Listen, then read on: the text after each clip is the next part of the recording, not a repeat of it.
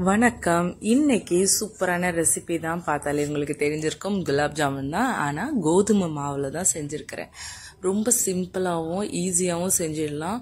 ரொம்ப வெயிட் பண்ணிலாம் சாப்பிட தேவையில்லை. செஞ்ச உடனே 5 மினிட்ஸில் சாப்பிட்ற மாதிரி இருக்கும். வாங்க ரெசிபிக்குள்ளே போயிடலாம். 1.5 கப் அளவுக்கு தண்ணியை சேர்த்துட்டு 1 கப் அளவுக்கு சர்க்கரை சேர்த்துக்குவோம். நல்லா சர்க்கரை கொதிச்சு வரட்டும். அதில் குங்குமப்பூ சேர்த்துக்கும்.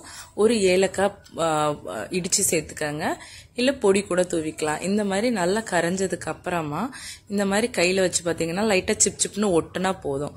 இதில் ஒரு 1/4 லெமன் ஜூஸ் மட்டும் விட்டு கேஸை வந்து ஆஃப் பண்ணிடுங்க. இப்போ ஒரு மிக்ஸி ஜார் எடுத்துட்டு அதில் 100 கிராம் அளவுக்கு பன்னீர் சேர்த்துக்குவோம். இந்த பன்னீரை வந்து தண்ணி எதுவுமே விடாமல் நல்லா அரைச்சி எடுத்துக்கோங்க. ஒரு 2 மினிட்ஸ் நல்லா கிரைண்ட் பண்ணிங்கனாலே போதும். பன்னீர் வந்து ரொம்ப ரொம்ப சாஃப்ட் ஆகிடும். இந்த மாதிரி ஒரு ட்ரையான பிளேட்டில் எல்லாத்தையும் எடுத்து வச்சுடுவோம்.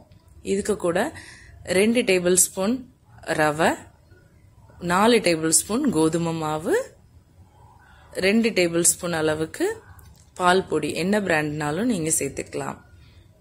இதுக்கு கூட ஒரு பிஞ்ச் அளவுக்கு ஏலக்காய் பொடி. இதை நல்லா மிக்ஸ் பண்ணிக்கோங்க.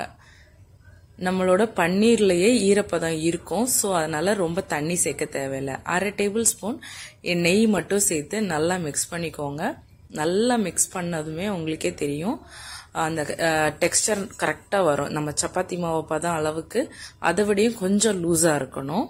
ரொம்ப டைட்டாக பிணைஞ்சிடக்கூடாது. ஒரு 1/4 டேபிள் ஸ்பூன் சோடா உப்பு மட்டும் சேர்த்துக்குவோம். பேக்கிங் பவுடர் இல்லை, பேக்கிங் சோடா.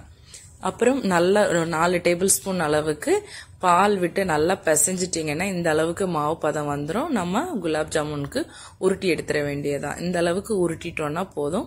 இதை வந்து ஒரு 5 to 10 மினிட்ஸ் நீங்கள் வச்சுட்டு எல்லாமே உருட்டி ஒரு 5 to 10 மினிட்ஸ் மட்டும் வெயிட் பண்ணிட்டு எண்ணெயில் போட்டு எடுத்துருவோம். எண்ணெய் பார்த்தீங்கன்னா ரொம்ப சூடாகவும் இருக்கக்கூடாது, சூடு இல்லாமையும் இருக்கக்கூடாது. ஒரு மீடியம் அளவுக்கு இருக்கணும். போட்ட உடனே அந்த பபிள்ஸ் தெரிகிற அளவுக்கு சூடு இருந்தால் போதும். ஒரு கோல்டன் கலர் அளவுக்கு நம்ம எடுத்துருவோம். ரொம்ப ப்ரௌனிஷ் ஆயிடுச்சுன்னா அப்புறம் குலாப் ஜாமுன் வந்து ஹார்டாக ஆரம்பிச்சிரும். சாப்பிட்றதுல இன்ட்ரெஸ்ட் இருக்காது, அந்த டேஸ்ட் மாறிடும். இப்போ பார்த்தீங்கன்னா கரெக்டான பக்குவத்தில் நம்ம வந்து பால்ஸ் எல்லாமே எடுத்துட்டோம். இந்த மாதிரி ஃபில்டர் பண்ணி இன்னும் ஒரு பேட்ச் இருக்கு, அதையும் நான் எடுத்து ஃப்ரை பண்ணி இந்த மாதிரி தனியாக எடுத்து வச்சுக்குவோம். இப்போ இந்த தனியாக எடுத்துக்கிட்டு வச்ச பால்ஸில் வந்து காய்ச்சின சுகர் சிரப்பை வந்து மிக்ஸ் பண்ணி விட்டுக்குவோம்.